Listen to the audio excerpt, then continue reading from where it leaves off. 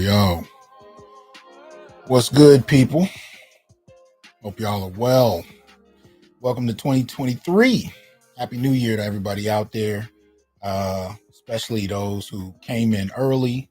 I dropped this without any warning, so I am touched that my brothers are in here already. So shout out to y'all. Much appreciation. See MGTOW Universe in here. What's good? Mr. Good Dad, what's up? Clarence Everett, what's good? What's going on? Brother Mark, what's happening? Got Cynical in the house. You know what I mean? MLR, man. Always good to see you, man. Glad you're in here. Happy New Year to you as well. Brother Clarence, already out the gate with the support. Thank you very much, brother. So just wishing you a happy New Year and thanking you for the contributions you made throughout the years to affirm our collective humanity. Man, you don't know how much that means to me. Man, much appreciated. Stephen, what's up? Toya in the house. Seeing a few people. All right. James. James Earl Moans. What's good, man? Digging the name. Brother Mike, Brother Ken, Christopher Williams with the drop. Appreciate that support, good brother. MLR again, always consistent in supporting the brothers in the manosphere. Shout out to you. Appreciate that support. Like, share, subscribe, join, and donate. Support the show if you will, so we can continue to bring you this independent black male thought. So welcome back to the Onyx Report. Y'all know what it is. Aaron, what's good? Happy New Year to you too. Freddie, what's up? Pragmatic Prime, what's good? Hey, Rue. We got Zen. A few people in the house already. And I know there's some other brothers going right now. I just wanted to, I got to get back in the zone, man. So I kind of checked out for a while, spent some time with my son, because he's the This is it, man. This is the last semester. He's going into the last semester of his senior year. And last week, well, actually, it's been 2 weeks now, we found that he got accepted to one of his top two universities on his list. So we've only heard from, I want to say we either heard from 3 or 4 universities. We applied to 10. We've only heard from about 4, and he got into all 4. But the one he just got into is on his top 2 list. So we're excited about that. And as much as I'm excited about it, I can't lie, man. I'm also, the reality that my son is leaving. This is something that, really only parents get. I mean, I'm the first face he saw when he came out the womb. And now he's getting ready to, leave as a man. And the reality of that, although I've been preparing and pushing him and prodding him and training him and, just trying to get all of these things into his head that I want him to know before he goes off into the world, there's still a moment where it's paralyzing in a way that this shit is finally here. It's like, wow. It's kind of like, working on my doctorate, man. There's so many years you just had to put your head down, walk one foot and get, in front of the next and keep pushing. Then one day somebody just hands you a piece of paper and says you're done. And you're like, word? Really? So it's kind of like that, but even more so. Intellectually this day is coming. Doesn't really prepare you for it. And I'm not even officially there yet. It's not like we're driving to the school for me to drop him off. That's going to be a whole nother level. But him getting accepted into, one of the top schools he wanted for his interest, he's interested in marine biology. So, for him to get into the campus he wanted to get into, it hit me where in one vein I'm happy for him, in another vein the reality is like, yo, this is real, So y'all gotta excuse me. This last couple weeks, just enjoyed the time, spent a lot of time cooking, having family over, so all that kind of stuff. Really, I think subconsciously was just about spending some time with him and getting my head around it, because next year it's a new road, you know what I'm saying? And it's a new one for me as well. This whole thing about being an empty nester is real. I mean, that's my only child. You know what I mean? I don't have another one in the pipeline that I'm trying to get out of high school. So once my son is gone, you know what I mean? I'm an empty nester, and I got to figure out what life looks like then. And when you've been taking care of other people for so long, you kind of forget how to do that. I mean, real talk. I mean, I've been taking care of somebody for about 24, 25 years. First, my wife, his mother. And then, after she passed, it's just been all the focus has really been on him in terms of that. But now that he's gone, it's like, oh, I forgot. Like, I'm like, what did I used to do? Like, what kind of things do I enjoy? Like, I mean, you can't just collect swords all day. I'm like, I got to figure out what my life looks like once he's out. So y'all got to forgive me. I'm in a whole different transition. And obviously, one of the things that's been on my mind, thanks to the brotherhood, has been travel. I've been thinking a lot about travel and checking out some different places and just really getting out, because I didn't do that. When you're a single parent, your focus is on him. You know what I mean? I'm trying to make sure he's good.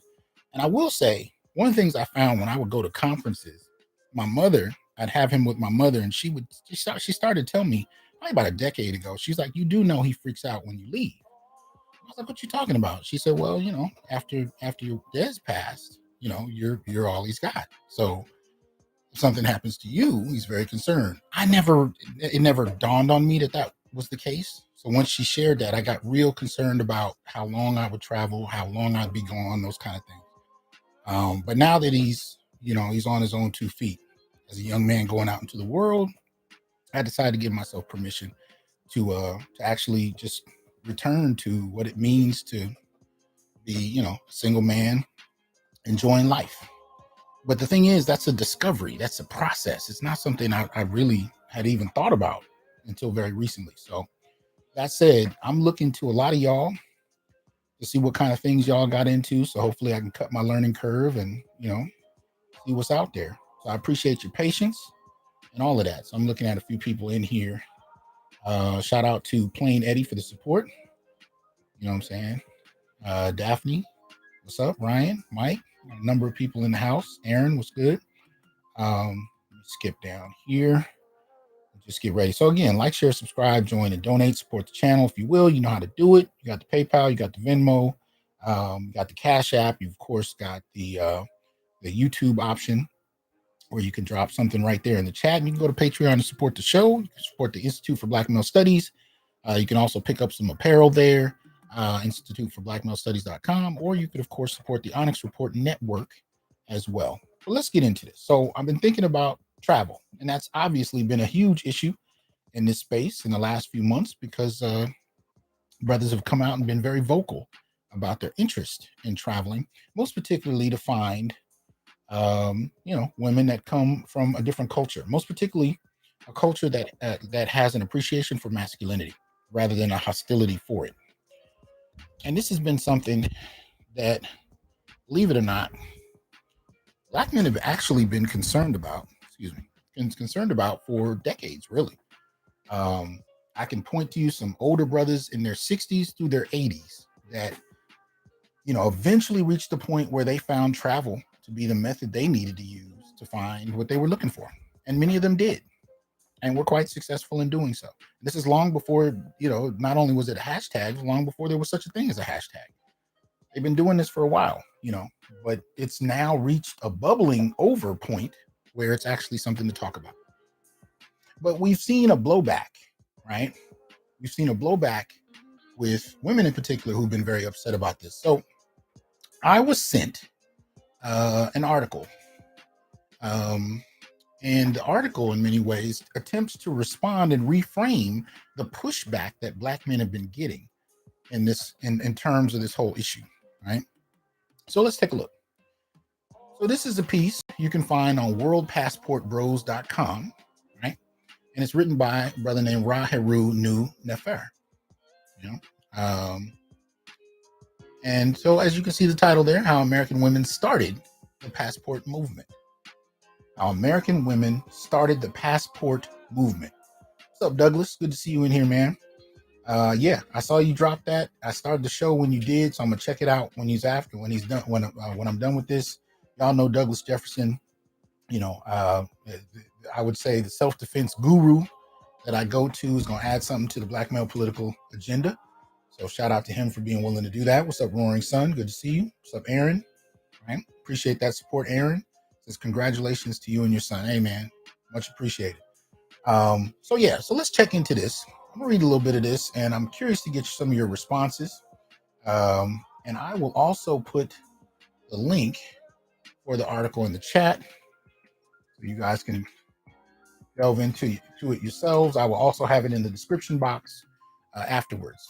But let's go ahead and jump in. So it says, Passport Bros have been taking a lot of heat from modern women. Numerous videos have hit YouTube with these women chastising them or putting them down for going abroad to find greener pastures.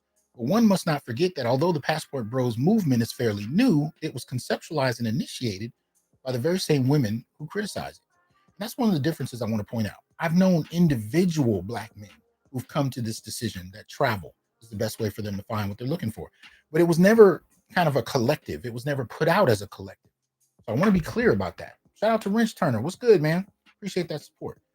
I've never seen Black men as a collective get together and point out of the country. So there's a critical difference, but we'll continue. It says men have repeatedly voiced their displeasure with American women who have taken on feminist ideology. Notice he didn't say Black, right? So notice that. Some of these women have gone as far as to align themselves with racist doctrines that extreme white female feminists preach. It is precisely because of this that Passport Bros have decided to turn away from American women to go abroad and find more traditional women instead.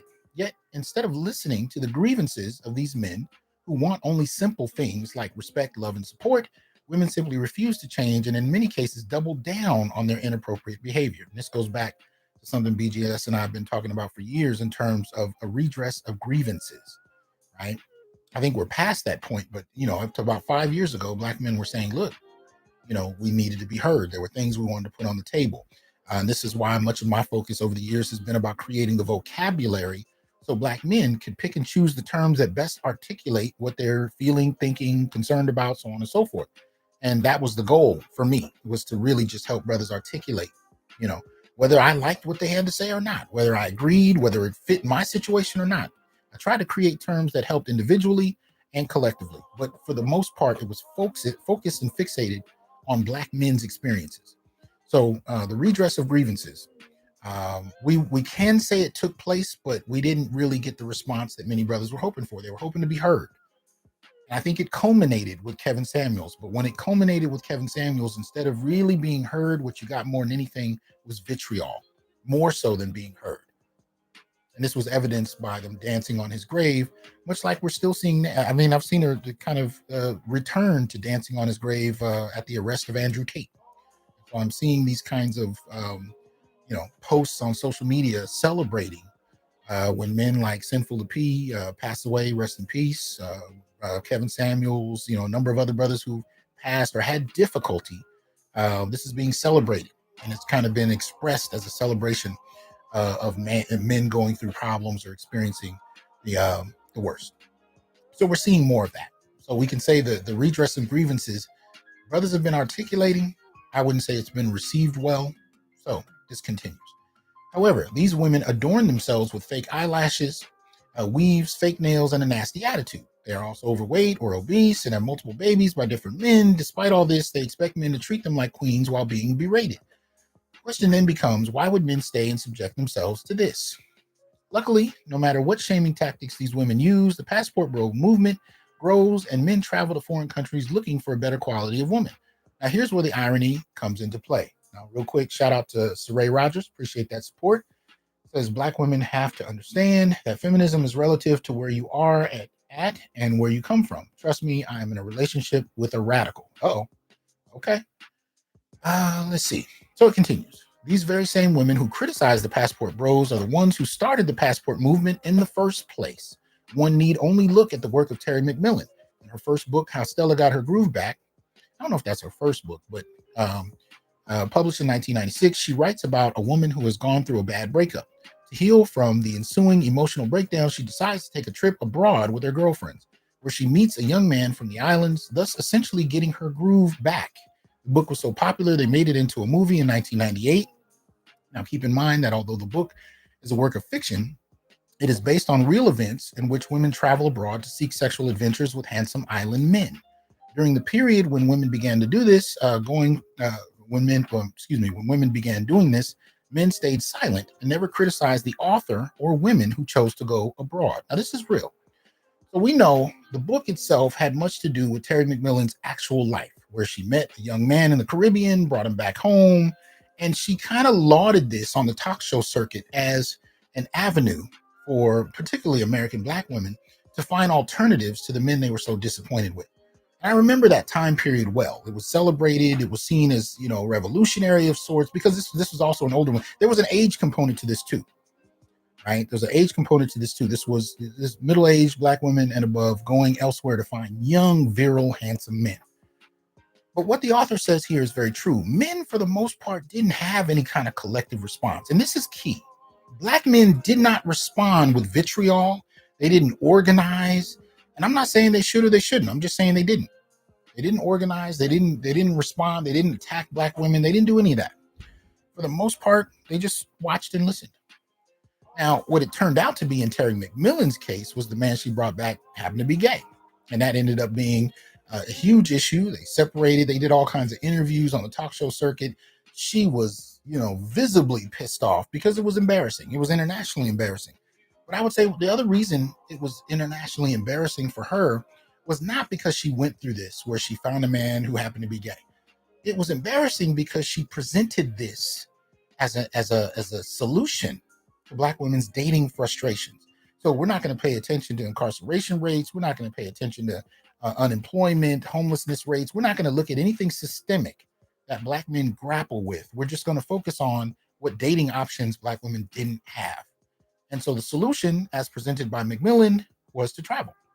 However, when that blew up in her face, it kind of left a question mark as to whether or not that was an actually viable solution. Nevertheless, this was not something Black men started as a collective. Again, individual Black men I've known who are much older than me did turn to travel, but it was never a collective gesture that I ever ran into. And if it was, Again, I wasn't aware of it, but this was actually presented, and Black women used to talk about this as an option. I've had family members that did this, right? So it was presented as something to do because Black men were just trash, so they needed to be replaced. Um, there was no sense of SMV, really. There was no conversation about that sexual marketplace value. None of that came up. It was just, presented as an option. Some women did it. For a while it was talked about, it was kind of celebrated, then it kind of just disappeared. But let's continue. Another book based on true events is The Pursuit of Happiness by Bianca Williams. It was published in 2018, long before the Passport Bros movement ever started. Again, it details women traveling abroad to Jamaica to hook up with foreign men in sexual escapades. In the summary, Bianca states, though their encounters with Jamaican online communities and their participation in trips organized by Girlfriend Tours International, see, and that's a whole nother element to it. To this day, women are establishing travel groups. And there's a whole blowback happening now where women are responding to Passport Bros with vitriol and organizing travel groups as if this hasn't been done before. But the author will go into that. But the point I'm getting at is they went so far as to organize travel groups around this basic idea. Again, Black men didn't, not to any great extent, right? It says the women constructs notions of racial, sexual, and emotional belonging by forming relationships with Jamaican men and other girlfriends. These relationships allow the women to exercise agency and find happiness in ways that resist the damaging intersections of racism and patriarchy in the United States. Now, I want you to note the last sentence. I could go into the fact that the so-called patriarchy she says women are running from in the States does not exist in Black communities. Rather, it is a matriarchy that they created. We over here call it the gynarchy, which is a little different. Matriarchy is a system run, essentially by the mother, the elder women. We talk about a gynarchy because you don't necessarily have to be a mother or an elder to be considered in a position of authority in the family, in the Black community. But we also define a gynarchy as sort of a female patriarchy. And it's one that is primarily financed by Western society. And the moment it's no longer financed, it starts to fall apart. So these discussions about access to federal resources, welfare, the philanthropic donations, organizing and resources extended from outside the community, these become important because they are the foundation. They are the financing component of what we call the gynarchy in the Black community. And if that financing component is, if it runs dry, gynarchy falls apart. It is not a naturally occurring element. For the most part, it is a fabrication that is a product of white society. But anyway, let's continue. So why run from your own creation? He asked in response to, what the matriarchy has created here in America in terms of Black men.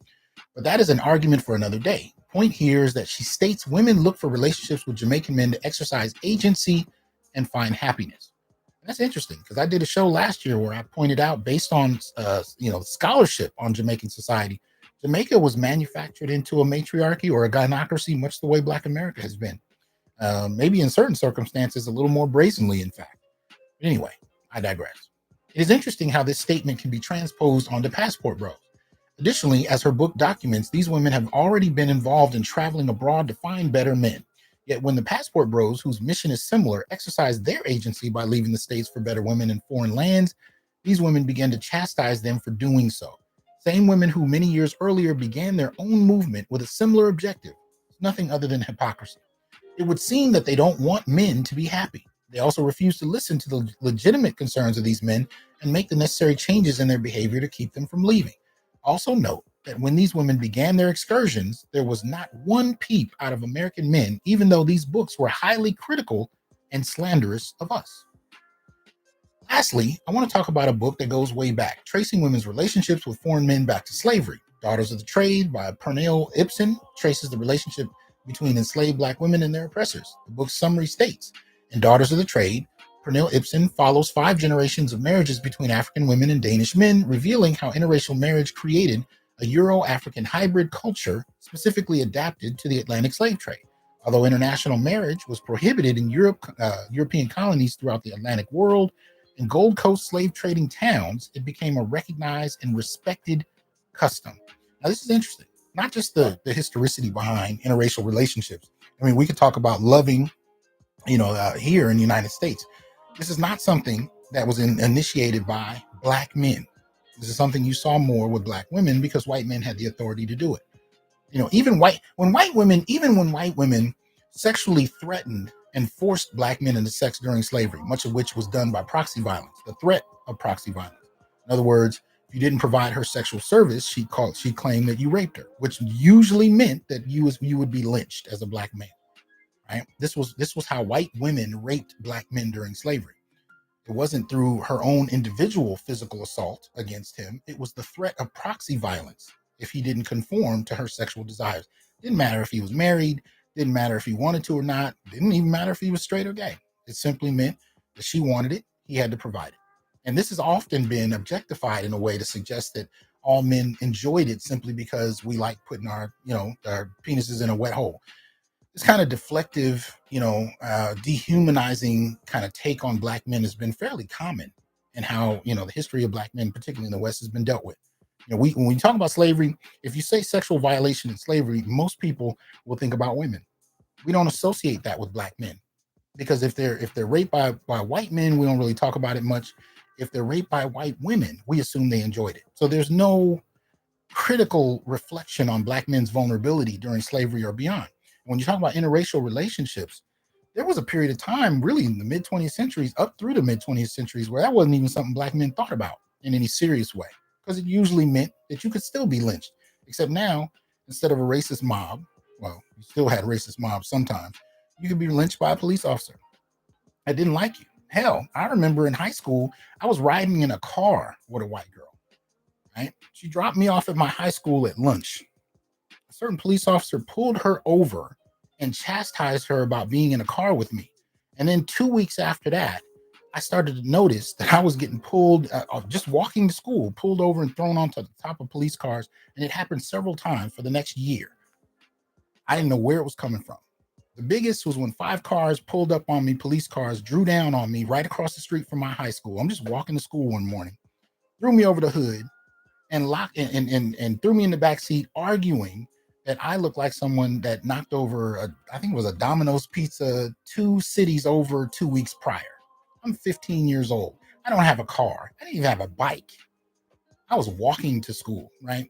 All of this over me sitting in a car with a white girl. So the whole option, as far as interracial relationships, wasn't a major thing for many a black man because it meant violence. But women could engage it as long as white men wanted it. There's a long history of white men wanting it. But the rub, though, is to this day, interracial relationships in the black community are celebrated when it comes to women. And men who engage in it, even if they engage in it with non-white women from other countries, it's still dealt with as an affront to the black community. That black men are the primary beneficiary of any type of rage extended as far as any type of interracial dating. But black men haven't said very much when white women do it. When black women do it. Name the black celebrity woman who's in an interracial relationship that black men threw parties about when she died because she was dating only white men, or organized travel groups in direct response to her. Black men didn't do that. Black men did not have a severe response to that. We didn't even have a response to what we might call black dominance feminism. Shout out to my brother Green Gorilla. Talks about dominance feminism a great deal. Right? Black feminism, dominance feminism at that. Black men never really organized a massive response, even when that feminism was purely misandric against black men. We call anti-black misandry. The most egregious statements about black men that these people would levy at us. We never organized a response. But the mere mention of brothers going elsewhere after spending at least the last decade articulating their frustrations, completely irrelevant. Nobody cares, right? So just to kind of put that on the table. But anyway, let's continue. The reader should note that these women have a long-standing history of involvement with foreign men as concubines, a fact that has never been discussed publicly. Although their relationship to Danish men has been recorded, no such custom of black men marrying or being taken as mates has been historically documented. See, that was what I was starting to say a moment ago. Even during slavery, where a white woman could rape a black male on the basis of proxy violence, it still had the threat for her where she might be ostracized, right? Now, she wasn't going to be killed. She wasn't even really going to be beaten.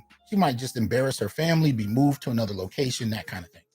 But I will say to this day, when I have talked to white women that engage in interracial relationships, they talk about being ostracized for their community, from their community, if it becomes clear they've dated black men. I remember one white woman I had a conversation with, she shared this because she has several black children, right? From a couple of black men she's been with. And she said she had no interest in dating white men, but she said if she had, she'd pretty much be screwed because the moment they see those children, the moment they see evidence that she's been with a black man, gone. Now, I've heard similar discussions by individual brothers. So this is not research based, but I have talked to individual brothers who also found with certain communities of color, particularly here in the United States, that if those women have evidence of relationships with black American men in particular, they are kind of ostracized as well from the men in their own community. So there are a lot of ties with this that kind of go on as far as that's concerned. And it can end up kind of being, highly problematic. But I say all that to say that when it comes to dealing with black men and black men looking to date interracially, there's been so much vitriol tied to it that it's been labeled and faced by black men, even though when black women do it, nobody says it very much, including black men. So this article is opening up a can of worms, and it's about time because it's been a one-way discussion that's been all about branding black men as being traitorous to the race, as it were. But there's no such discussion when it comes to black women doing it, right? Especially when they initiate the very movement that they hate seeing in black men now. Anyway, let me see. This is because it would not have been allowed by society during the time period in any form. So again, we see the coupling of women to these foreign men with the women's willing participation. The interesting thing to note, and I should end with this, is that white supremacists would do everything possible to prevent white women from having sexual relations with black men. Very true. One need only look at what happened to Emmett Till back in 1955, when there was even a suggestion that he was looking at a white woman in a sexual way. And if you doubt it, the Emmett Till case is still alive and well to this day. To this day, they are still fighting in regard to this case. That's how impactful the very idea of a black male being attracted to a white woman has been received by the culture. But you hear no such vitriol when it comes to black women dating whoever the hell they want to. Not even from black men, again. It says he was murdered by a racist mob led by Carolyn Bryant's husband. Anyway, yet we see the same anger and hostility from modern women toward the passport bros' desire to partner with foreign women. Modern women's behavior parallels that of white supremacists. What is interesting amid all of this is not so much how American women attack the passport bros movement, but their response to it. What's good for the goose is good for the gander. In other words, they have started their own passport girls movement just to spite the passport bros. The hilarity of it all is that if they would do any amount of research, they would find that many of their older proteges, like Terry McMillan from the early 90s, have already been on the move in their own passport movement. So shout out to Ra, again, author of this piece, Raharu Nu Nefer, author of How American Women Started the Passport Movement. Check it out at your leisure. Curious to see what you guys think about this and what reflections you have about this whole question.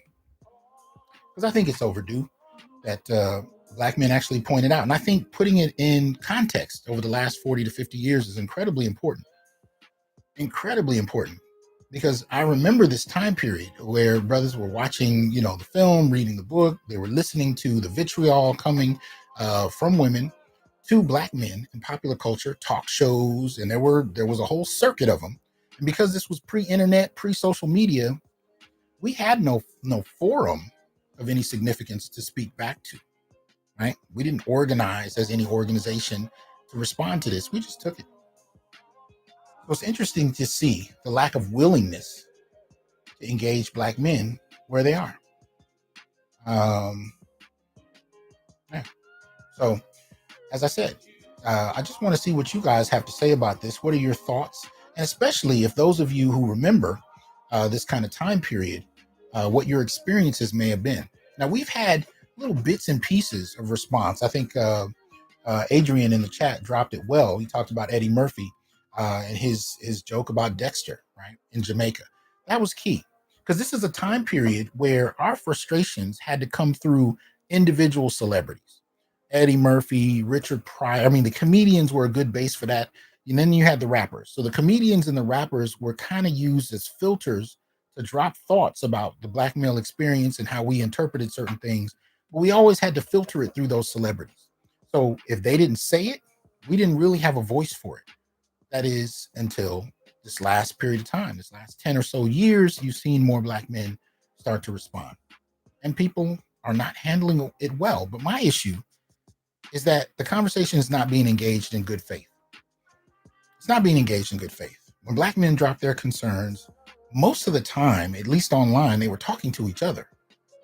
It wasn't until around 2020 where you saw a flood of non-black males come into the spaces where black men on social media were talking and try to impose their worldview and their experiences and their critiques, often uninvited. And even that wasn't done in good faith. It was done to really, it was a form of social castration, but it was done to attack black men rather than listen.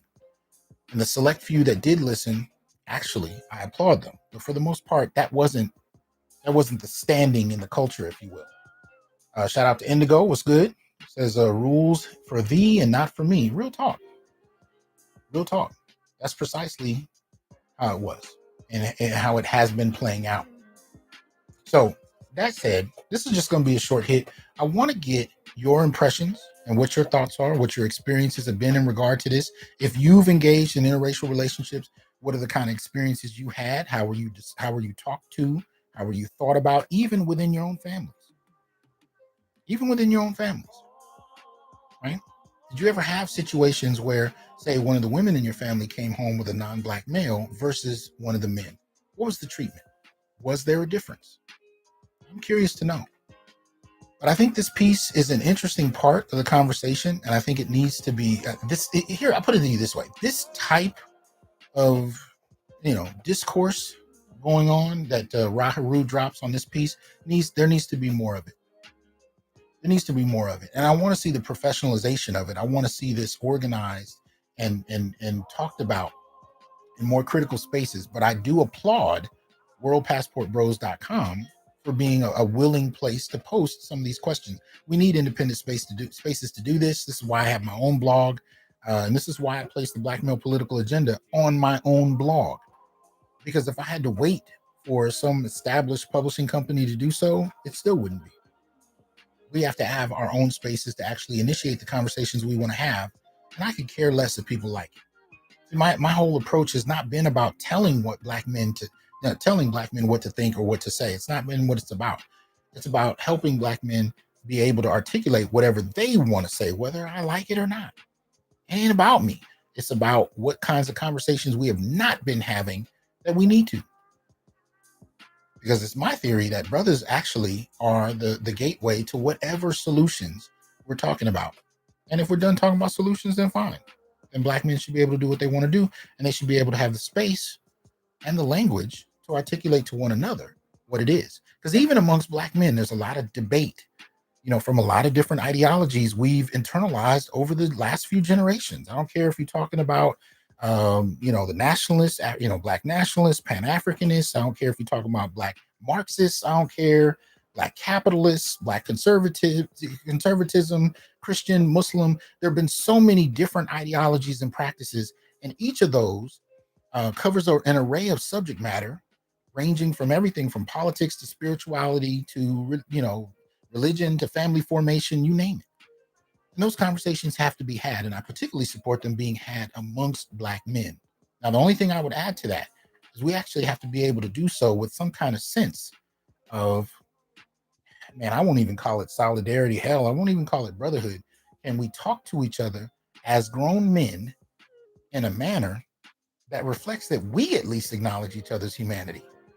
I mean, that's it. That's all I'm asking for. But I want to see the conversation that black men can have, paying each other the basic level respect you pay to another living human being, especially one that ain't done nothing to you. Well, can we sit in that type of engagement and have a dialogue about the ways that our beliefs touch the ground and what we can do about them? That's what I'm talking about. And if we need to do that with Passport Bros, if we need to do that in terms of opening up this discussion about, family, then let's do it. Because here's the thing. So I'm 48. I'm coming up on my 25th year of being a professor. And now I have students who came in very excited about getting a degree, getting married, having children in that order. And now some of those young brothers, or at least they were at that time, and of course there's been 25 years of them, are calling me up now as over 30-year-old men, some of them over 25. And they're now expressing to me the very things that have been turning many a man into what we call going through their red pill experience. I'm talking about brothers, man, whose wives are cheating on them, who've had babies for other men and lied about, whose baby it was. I'm talking about men who are finding out that their wives misrepresented themselves for years. And one brother contacted me and told me what he was going through. Said he and his lady were splitting, but she was trying to get with his sister, and she wasn't even gay. But this is a man who, has had a child with this woman. And you're talking about good-hearted young brothers, man. Good-hearted young brothers that wanted to be protectors and providers, who are coming back with the most egregious disrespect in the situations they're going through. And despite their wishes to improve the community and sacrifice on the behalf of the community, they're being told that they're not worth anyone's time. So these brothers who I've known, some of whom for decades, are going through their own red pill experience. And they're all coming to the same conclusions. And here's the trick. Many of them have never even heard of the manosphere. But they're coming to the same conclusions because in essence, it's a mathematical equation. And it comes down to getting on a plane for many a brother. Shout out to Brotherly Love. What's up, D? Happy New Year to you as well. Very little. Appreciate that support. Salute to you as well. Happy New Year, good brother. Yeah. So this is where we are. And it's blowing me away to see. Kind of heartbreaking at the same time. Some of these brothers, I hesitated being the voice of doom, as it were. So I just kept things statistical. Kept things based on the data. And I hoped I was wrong. I hope that the things I talked about wouldn't work. And I hope these brothers would find the very peace and happiness that, they sought out. And now they're reaching out to me. Let me tell you what's been happening in the last 15 years. I'm telling you, man, I don't reveal the stories without permission, but, I don't even care if your only focus is political, if your only focus is economic, your only focus is whatever it may be. If you're going to talk about people and improving the quality of life of people's lives, relationship and family formation is going to be at the bottom of that. You can't have a nation that isn't based on family, and family is based on the union of men and women. So that foundation there, I don't talk about relationships from a dating standpoint. I talk about it in terms of how it plays into formation of a people. And if that is fundamentally disrupted, you got a problem. But it's even worse when nobody actually wants to hear what the men have to say about it. And that goes on for decades. This is why grandfathers would sit in the living room smoking a pipe and not talk to anybody. And this shit would go on for decades until he died. Then he was a name on the mantle, a picture on the mantle. This is why they checked out, because nobody wanted to hear him. And we're finally at a point where young black men have something to say and they don't really care if anyone hears them or not. And they're talking to each other. And so this is where we are. Anyway, your thoughts? I look forward to them. I apologize for missing a lot in the comments section. Let me see. Shout out to Great I9. Says many of these issues, BYW, black male and black women, from proxy violence and IPV to these attacks on black male purists of happiness, stem from a lack of deep respect. Yeah, they do. Yeah, they do. Dr. MG says, I am one of those brothers, Dr. T. Thank you for acknowledging our reality. Real talk. Real talk. That's where we are.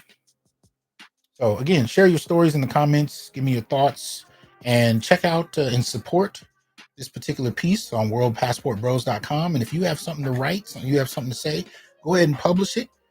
Send it to me and I'll be happy to support. As long as it supports the independent thought of Black men and it doesn't pull us back into an old role of being told to shut up, and serve. I'm not, if you actually have something to say on behalf of uplifting Black men, you got my attention. Reach out to me and I will do my best to support what you produce. Other than that, y'all have a good night. I will holler at y'all soon. You will be hearing a lot more from me. I'm back in the circuit one way or another. Support the show. Peace.